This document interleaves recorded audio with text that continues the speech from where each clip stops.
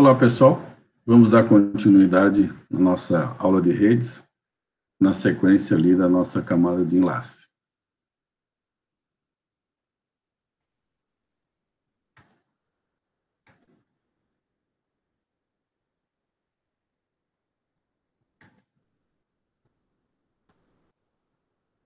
Vamos ver agora, então, a parte de endereçamento na camada de enlace. Existe um endereço chamado MAC address, endereço MAC, e também a resolução Address Resolution Protocol, o ARP, que a gente vai ver aí na sequência. O endereçamento IP, na parte de redes, ele é exatamente 32 bits, a gente viu no capítulo anterior, né? Onde a gente tem lá 192.1.1.1, por exemplo, é um tipo de endereçamento IP. E ele é usado para obter o datagrama até chegar na subrede IP de destino. Agora, esta chegada, ela vai ser exatamente num roteador, lá no IP de destino. Esse roteador, ele tem que mandar adiante essa informação para o equipamento que está na rede local. E é aí que entra o nosso endereço MAC. O endereço MAC vai ser usado na rede local, ou é o endereço físico, né, da Ethernet ali, ou LAN, ou físico, ou Ethernet. Então, a função dele é levar o quadro de uma interface para outra, né? A interface conectada fisicamente na mesma rede. Então, se chegou via endereço IP no roteador, esse roteador ele tem uma placa de rede e aí tem que transferir essa informação do roteador para o hospedeiro interno, para a máquina que está naquela rede local, né? Então, esse endereço MAC, ele é um valor fixo e ele é composto de 48 bits, na maioria das redes locais. Geralmente, ele já vem na própria memória, né, read-only memory, da placa. E, às vezes, também pode ser configurável por software. Mas, em princípio, cada placa de rede, ela já vem com MAC address, vem de fábrica com essa informação. Ali, tem identificação de qual que é o fabricante da placa de rede e qual que é o endereço dessa placa de rede. Então, a lógica de funcionamento é o que aparece aqui, ó. Cada adaptador na rede local, ela vai ter um endereço específico. E o endereço tem esse formato aqui. São 1, 2, 3, 4, 5, 6 bytes, né? Que a gente tem ali para representar esse endereço. Se fosse um broadcast, esse endereço seria tudo FF, como aparece aqui, tá? Então, cada placa de rede vai ter um endereço MAC address. Se você usa o DOS e executa lá uma identificação de qual que é o endereço IP da sua máquina, né? Ele vai também ter o MAC address. Vamos dar uma olhada aqui.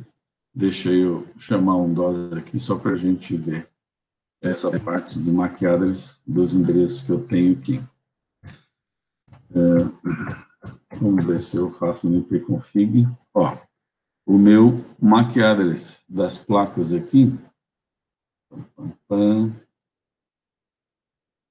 não tem nesse ponto aqui. Deixa eu fazer um ipconfig/all. Então, ó, agora apareceu aqui diversas informações. Ó, endereço físico, nessa parte aqui que é do Bluetooth, ele tem esse MAC address aqui. E aqui vamos ver rede sem fio, conexão local. Ó, todos eles têm MAC address nesse formato aqui que aparece, ó. Então, ó, aqui, ó, 1, 2, 3, 4, 5, 6 bytes representam o MAC address nesses equipamentos. Qualquer equipamento que tem uma conexão de rede vai ter um MAC address, tá? Então, vamos voltar aqui no nosso ambiente. É o formato desse tipo aqui, do MAC address. É um número em hexadecimal, né, de 00 até FF, que é o máximo que a gente pode representar aqui. Lembrando que FF é justamente o endereço de broadcast. Mais informações aí sobre esses endereços. A alocação desses endereços MACs é administrada ali por um órgão da entidade lá de controle. Aí o fabricante, ele compra uma parte do espaço desse MAC, né, para garantir exclusividade, porque vem de cada fabricante o seu número, né. Se fosse fazer uma analogia, o endereço MAC é como se fosse um CPF, e o endereço IP como se fosse um endereço postal. O endereço MAC é um endereço do tipo plano, assim, pode mover uma placa de LAN de uma rede para outra. Eu posso pegar uma placa de rede que está em um determinado equipamento, tirar ela fora e levar, colocar em outra instalação, sem problema, é um endereço válido para qualquer instalação. Diferente do IP, né? O IP, ele é hierárquico, ele não pode ser transportado para outra empresa, né? Cada empresa vai ter uma faixa de endereçamento IP. Então, o endereço IP depende da subrede na qual ele está conectado.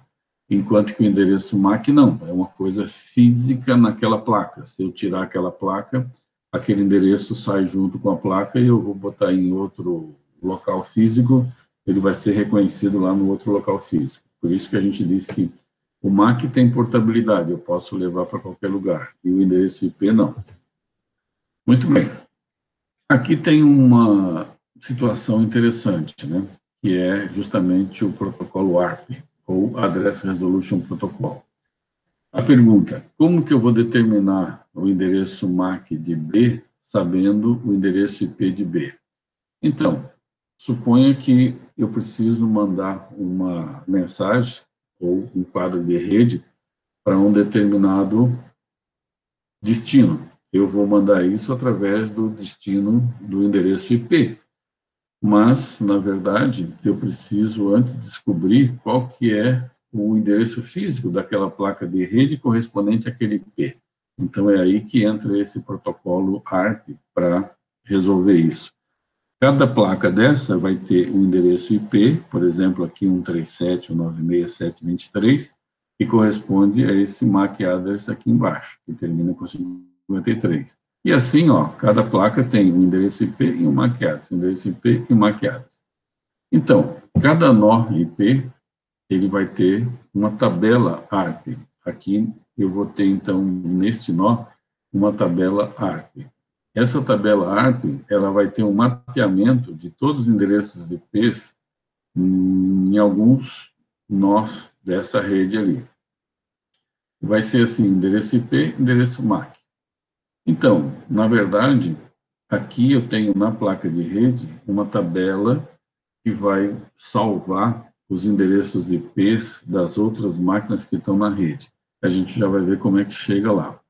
Existe um outro contexto ali também de TTL, e esse TTL é time to live aqui no caso, tempo após o qual o mapeamento desse endereço vai ser esquecido. Então, normalmente, 20 minutos esse TTL. Vamos ver na sequência aqui. Então, olha só. Numa mesma rede local, eu quero enviar um datagrama, né? A máquina A quer enviar um datagrama para B. Aí, o endereço MAC de B, ele não está naquela tabela ARP de A. Então, cada placa de rede tem uma tabelinha de ARP, né, que é associando o endereço físico e o endereço IP. Quando você liga a máquina, ligou a máquina, essa tabela aqui está zerada. Ela não conhece ainda nenhum outro elemento da rede. Então, vamos ver como é que a coisa funciona. Se o A ele quer enviar um datagrama para o endereço B, e ele não tem ainda o endereço MAC de B, ele vai fazer o seguinte, ele envia um broadcast. Broadcast é um endereço F, um pacote de consulta ARP. E esse pacote de consulta, ele vai perguntando quem tem o endereço IP de B. Ele está procurando pelo B, né? Então, ele manda para todo mundo. Qual é a placa de rede que tem esse endereço IP aqui? Ora, esse endereço de broadcast vai para todas as placas de rede. Então, todas as máquinas que estão na rede, ela recebe essa pergunta: quem tem o endereço de B? Só a placa lá do B é que vai responder. As outras não respondem, mas aquela que recebeu a pergunta, quem tem o endereço B, o B, né? Ele responde para o A. Responde com o seu endereço MAC. E aí sim, aí agora o A já sabe qual é o endereço MAC do B, porque veio lá essa informação.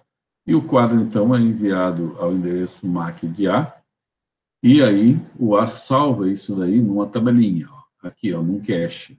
O A salva em cache aquelas informações, o IP do B e o MAC do B. E aí, isso aí vai ficar na tabela lá até expirar um tempo ainda definitivo, né?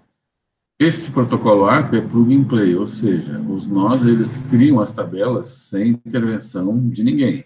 À medida que precisa, ele busca através desse esquema aqui do broadcast, e aí ele salva essa informação na tabelinha, vai montando. Então, à medida que uma máquina vai fazendo comunicação com outras máquinas na rede, ela vai montando essa tabela na própria placa de rede aqui, para associar, saber quando precisar de novo fazer envio para um IP já conhecido da rede, já tem na tabela aí essa informação. Tá? Tem aqui um exemplo, roteando para outra rede, né? O que acontece? Vamos supor que eu tenho que mandar um datagrama de A para B, mas o A está aqui nesse ponto, o B está lá na outra rede, e eu vou precisar, perdão, envolver esse roteador que está aqui no meio, o R. Então, o processo é semelhante. Ele vai ter uma tabela ARP no roteador R aqui, para esse lado aqui, da placa de rede conectada no lado esquerdo, e também uma tabela ARP no lado direito. Então, a resolução é local aqui, dentro dessa rede local. Todos esses IPs aqui vão estar identificando cada um deles com seu MAC address. O roteador aqui tem uma tabelinha que enxerga o lado esquerdo, e aqui tem outra tabelinha que enxerga o lado direito. Então, as duas tabelas ARP no roteador R, né, uma para cada rede local LAN, e daí ele consegue fazer o envio, considerando a conexão física direto aqui no endereço físico da placa de rede. Aqui ele faz toda a sequência, fazendo a descrição, né? A cria um datagrama IP com origem A destino B, o A usa o ARP para obter o MAC do R, que chega aqui nesse ponto, o A cria um quadro, manda para cá, aí a placa de A envia o quadro, a placa do roteador recebe o quadro, aí ele remove o datagrama IP, vê que o destino é B, de acordo com o roteamento, né? E usa o ARP para obter o endereço de B, e aí faz a mesma sequência. Tá? É importante entender esse contexto aqui, porque ele passa toda a sequência aí nesse protocolo ARP nos dois lados da rede. Muito bem, vamos falar um pouquinho agora de Ethernet. A Ethernet é uma tecnologia bastante antiga, né? É a tecnologia de rede com conexão física através de um cabo que mais a gente tem. No passado, começou de uma forma bem simples, assim, com esse tipo de conexão TAP aqui, num cabo de impedância comum, tinha aqui um terminador para manter a impedância e fazia conexão física. No começo, era bem simples, depois foi evoluindo, ele tem um grande demanda, então tem um custo mais barato, e em termos de velocidade foi aumentando no começo era 2 mega, depois passou para valores maiores, hoje a gente tem 10 GB, 100 gigabits, sem problema com esse ambiente aí de placas de rede. Então, a gente pode ter uma topologia, no caso assim, de barramento, ligando a uma conexão, ou a um computador. O mais padrão hoje é exatamente esse tipo aqui, né? A gente tem um switch e aí se conecta as placas de rede nas portas do switch. Esse aqui é o padrão que a gente tem. Antigamente tinha essa topologia aqui, usando um cabo coaxial, depois apareceu o hub, e aí depois do hub evoluiu exatamente para o ambiente de switch, né? Esse é o que a gente mais tem hoje no momento. Então, a estrutura de um quadro Ethernet é essa que aparece aqui.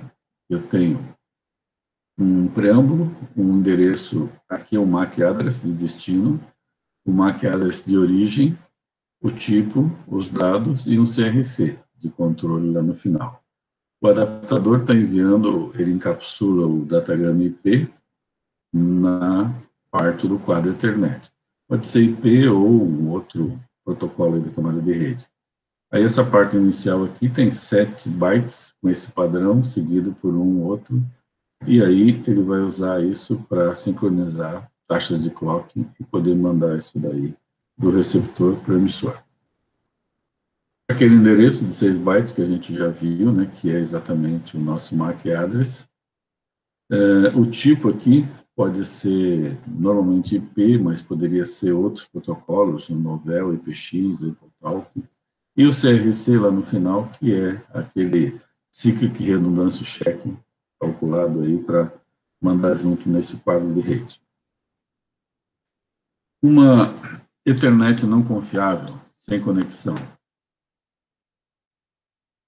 ela é sem apresentação entre as placas de origem e destino. Ela é dita não confiável, a placa de destino não envia confirmação, ou não tem confirmação para a placa de origem, né? Aí, eventualmente tem algum erro, ele descarta lá. Tem aqueles protocolos que a gente já viu, é usado aí normalmente o CSMA-CD, na parte dessas placas de rede. E como que é o algoritmo CSMA-CD deste padrão Ethernet? A placa recebe um datagrama da camada de rede e cria um quadro. Aí, a placa, se ela sentir que o canal está ocioso, inicia a transmissão do quadro. Canal ocupado, espera até ficar livre, né? E depois transmite. Aí, se a placa transmitiu o quadro inteiro sem detectar nenhuma outra transmissão, beleza, terminou de enviar o quadro. Se a placa detectar outra transmissão enquanto está transmitindo, aí ela aborta e envia um sinal de congestionamento. E depois de abortar, ela entra num tempo de espera chamado back-off exponencial, que após M colisões, essa placa escolhe aleatoriamente, né, um K dentro desse valor aqui e espera K 512 tempos de espera. Então, é uma espera aleatória, que é essa chamada back-off exponencial aqui. Quanto ocorre a colisão, ela volta atrás e faz uma espera. O sinal de congestionamento, ela serve lá para cuidar que todos os outros transmissores têm essa colisão. É 48 bits. Saibam que ocorreu a colisão, né? Um tempo de bits de 0,1 microsegundos para a Ethernet e K igual a 1023, um tempo de espera, cerca de 50 milissegundos. Tá? Então, é uma forma. Esse back-off exponencial, o objetivo dele é adaptar tentativas de retransmissão à carga estimada. Se for uma carga muito pesada, a espera é maior. Quando ocorre a primeira colisão, ele tem esse cálculo aqui. Na segunda, já vai escolher um outro valor, e assim por diante. Então, após 10 colisões, a escolha do K já vai estar bem maior, com o tempo de espera em função desses valores aqui que estão sendo colocados de forma exponencial. A eficiência deste método CSMA-CD, aqui ele faz uma fórmula considerando Um atraso máximo de propagação entre dois nós seria esse T de propagação. O T de transmissão é o tempo para transmitir, um quadro. Então, a eficiência estaria nesse cálculo aqui.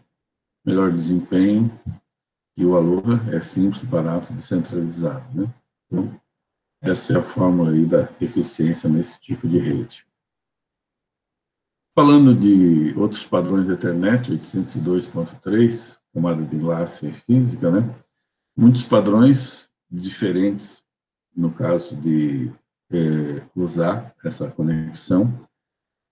O protocolo MAC, ele é formado.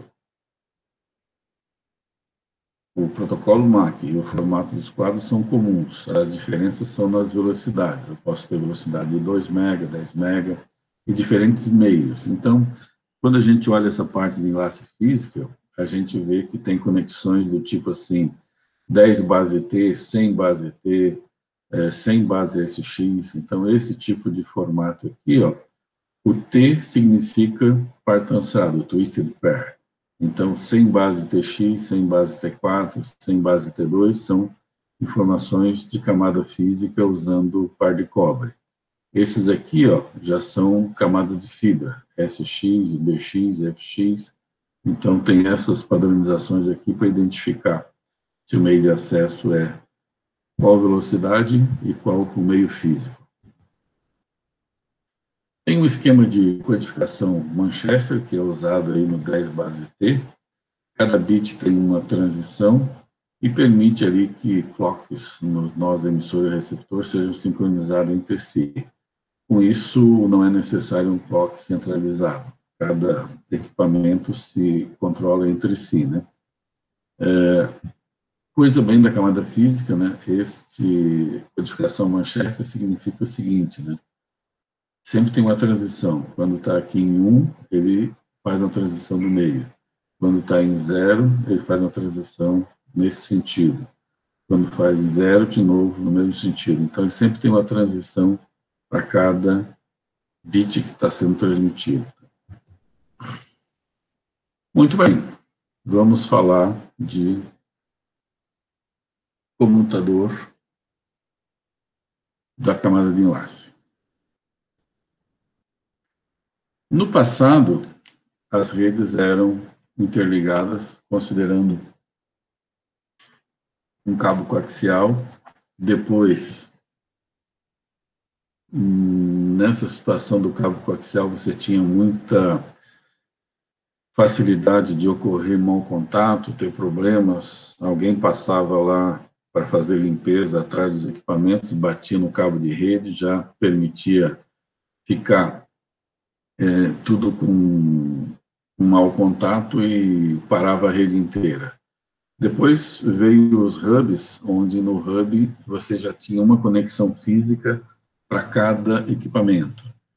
E, por último, o switch, né, que substituiu o hub. Aqui, no caso, o hub ainda tinha a seguinte característica. Eletricamente, você isolava os sinais. Cada placa daqui de rede tinha uma conexão física com esse equipamento. Então, já era melhor do que o par trançado, porque o par trançado, todos dependiam da mesma conexão física, e aí qualquer falha em impedância ou qualquer mau contato ali gerava erro em todas as placas. Aqui, agora, se um meio físico tivesse problema, ele afetava somente essa máquina aqui, não incomodava as demais. Então, já foi uma evolução, né? Agora, tanto no cabo físico, que era o primeiro, quanto nesse caso aqui, ele não tem nenhum buffer para os quadros e ele não tem essa parte de controle de colisão. Então, o que uma placa transmite, todo mundo escuta.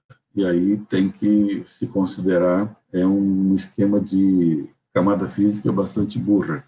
Mas esse daí a gente já não tem mais na prática. Hoje em dia a gente tem os switches, né? Que são exatamente esses aqui, ó, comutadores. Então, na verdade, ele é um dispositivo de camada de enlace, um pouco mais inteligente que os hubs, e ele tem um papel ativo, ou seja, ele armazena e repassa os quadros Ethernet. Ele está examinando os endereços do MAC, do quadro que chega, e repassa seletivamente o quadro para um ou mais enlaces de saída quando esse quadro tem que ser repassado. E ele vai usar esse CMA/CD para acessar o segmento. É plug and play, o switch ele aprende os MAC address das portas, não precisa de configuração e são bem mais eficientes. É o que a gente usa hoje em dia. Então, está aqui, ó. Permite múltiplas transmissões simultâneas. Eu posso ter, por exemplo, a máquina A transmitindo para o B, ou A transmitindo para o A', o B para o C, não interessa, tudo ao mesmo tempo pode acontecer, né? Os hospedeiros eles têm conexão dedicada direta com o comutador, e cada comutador mantém os pacotes. O protocolo Ethernet é usado em cada enlace de chegada, sem colisão, porque é tudo independente, é tudo full duplex, cada enlace é seu próprio domínio de colisão, e a comutação pode ser de A para A', de B para B', simultaneamente, sem restrição. Isso não é possível quando a gente estava falando lá do hub burro, né? Aqui, cada porta tem as suas conexões e cada porta sabe onde é que estão os MAC address das outras máquinas, em qual porta que corresponde. Esse é o esquema do switch, né? Existe uma tabela de comutação, como que o computador sabe que a linha se encontra na interface 4 e B' se encontra na interface 5, né? A linha na 4 e B na 5. Cada computador tem uma tabela de comunicação, cada entrada, ele sabe qual que é o MAC daquele nó de interface, e aí ele consegue encontrar. É parecido com a tabela de roteamento, né? Como as entradas são criadas e são mantidas, isso daí tem um protocolo de roteamento que vai reconhecendo à medida que aparece cada um desses MACs, e ele vai associando o MAC a cada uma das portas. É assim que funciona. Então, aqui, ó, o computador ele descobre quais os nós que podem ser alcançados por qual interface. Então, ele vai montando uma tabelinha. O A é pelo interface 1, o C é pelo 6 e assim por diante, né? Vai registrando nessa tabela. Inicialmente está vazia, mas à medida que vai aparecendo esses quadros de rede, ele vai preenchendo essa tabela e vai aprendendo. Aqui ele faz só um algoritmo, né? Quando o quadro é recebido, ele registra um enlace associado, indexa a tabela, se ela já está lá, ele guarda, se não, repassa e assim vai adiante. Quando não tem, ele manda para todo mundo para descobrir, e aí é essa situação aqui do inunda, né? Na próxima vez ele já sabe qual que é o endereço MAC de destino específico, né? E aqui ele vai fazendo essa rotina aí de autoaprendizagem. Quando ele não conhece um quadro, ele manda para todo mundo. E aí o cara retorna a informação e a partir daí ele já aprendeu e aí na próxima vez ele já tem na tabela. E é assim que ele vai aprendendo as conexões de cada MAC address, de cada posição de saída aqui associada.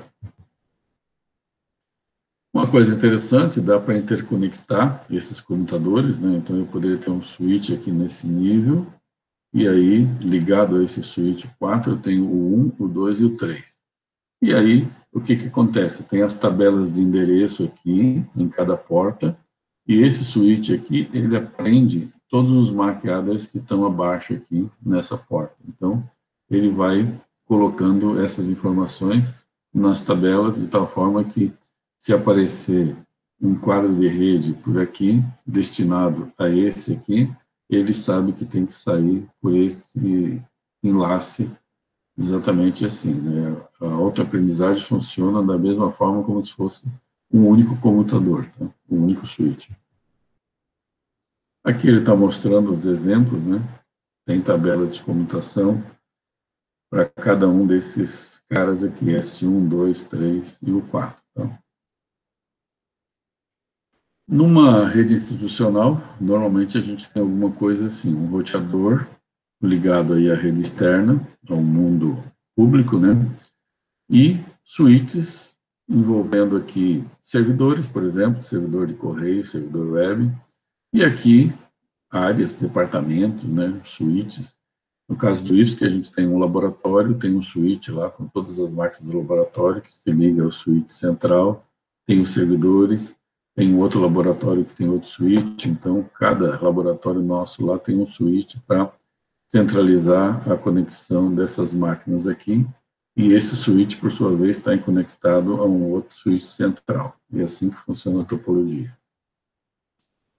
Se a gente olhar comutadores versus roteadores, qual que é a diferença, né? O comutador, ele trabalha com duas camadas aqui, ó, a parte física e enlace, apenas isso, ele precisa só do MAC address para trocar.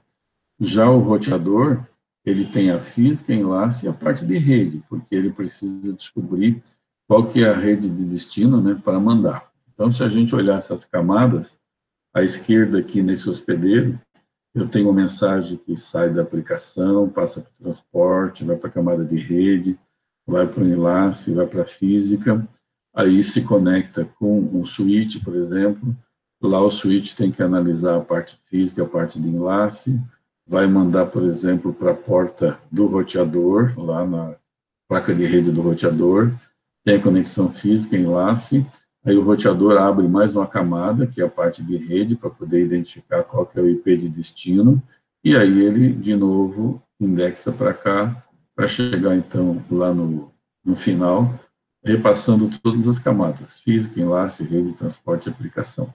E é assim que a coisa funciona. Existe um outro conceito chamado VLAN, ou Virtual LAN. Qual que é a motivação aí para a gente ter essa parte do VLAN?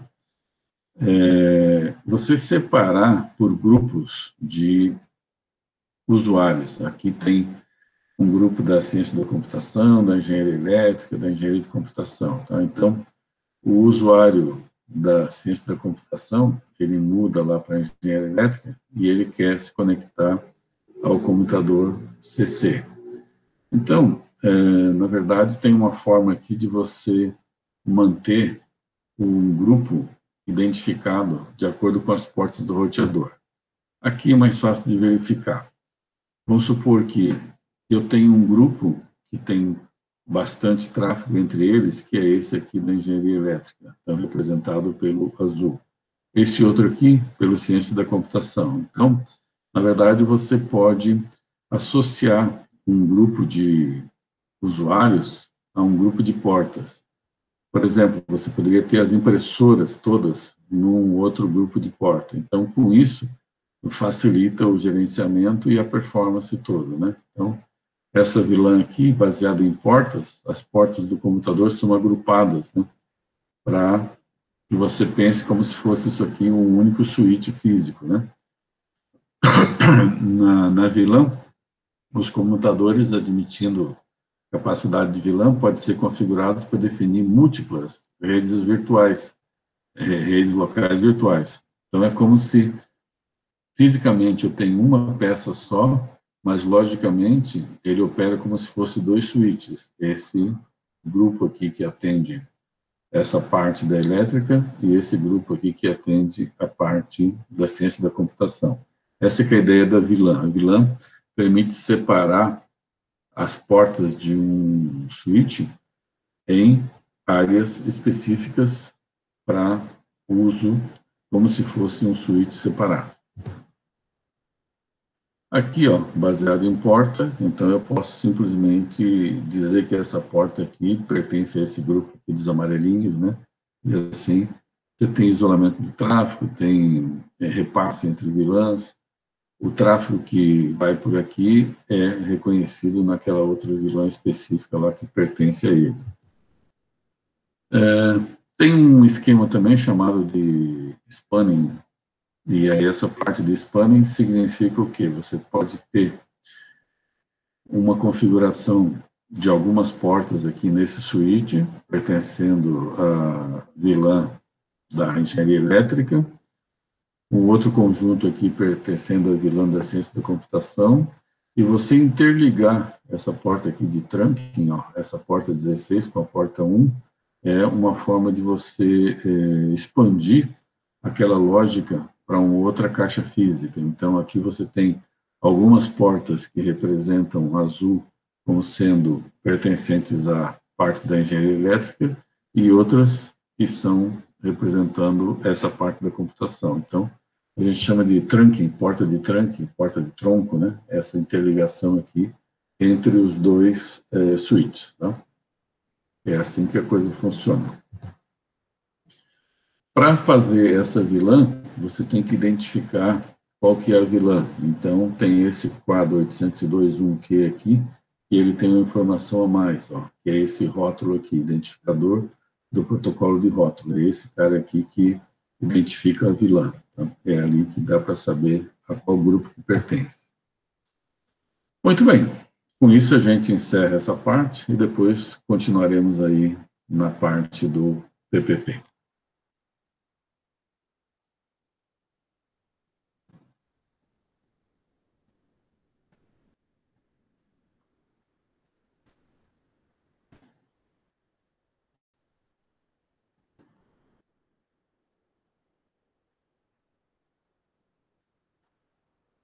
Na próxima aula ainda daremos continuidade a esse capítulo, apresentando aí o final de conceitos teóricos que a gente tem aí nesta parte de enlace e a parte exatamente da camada de enlace. Até a próxima aula.